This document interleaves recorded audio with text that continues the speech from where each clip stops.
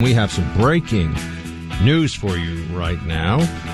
We've been discussing the January 6th committee, the insurrection, as they call it, even though not a single person involved has been charged with insurrection or rebellion. In fact, mostly just trespassing, some destruction of property, and some people who assaulted law enforcement. Generally, the left is fine with assaulting law enforcement as long as it's under the banner of BLM or Antifa.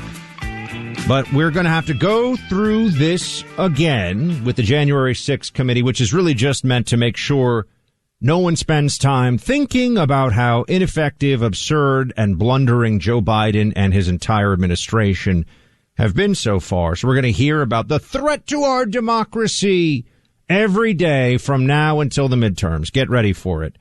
And that's always the tell among lib journos when they use the term threat to democracy, even in the context sometimes of justifying their own threats to democracy, like, oh, I don't know, fleeing the Texas state capitol, halting the business of the Texas legislature because they're upset about something. But the breaking news for you is that the GOP is pulling, McCarthy is pulling all Republican members from the January 6th committee because Speaker Pelosi vetoed the appointment of Representative Jim Banks and Clay, our friend Jim Jordan, who we think we'll be having on later on in the week.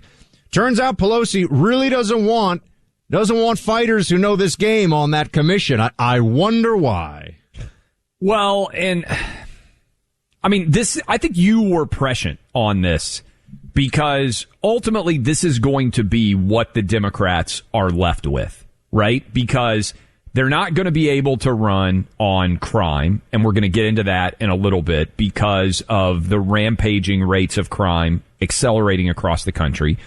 They're not going to be able to run on certainly the economy with inflation roaring back where it is right now. We'll see whether this massive multi-trillion-dollar budget can get through or not. The border is a disaster. And so if you're trying to play where can you focus and argue that you've made a tremendous difference, I think they're going to be left with COVID if COVID continues to decline and the insurrection. In other words, if you vote for Republicans in 2022, they are going to be saying you are threatening the very core of democracy because look at what happened in 2020. Right. And they're just going to keep beating this drum over and over again. Don't look at results. Don't look at inflation. Right. Don't look at the border. The border's the worst it's ever been. We talked to Senator Ted Cruz about this yesterday. Don't pay attention. Don't listen to your lying eyes or your ears or whatever. Listen to what, Jen Psaki has to say about the situation. That's what they want you to know.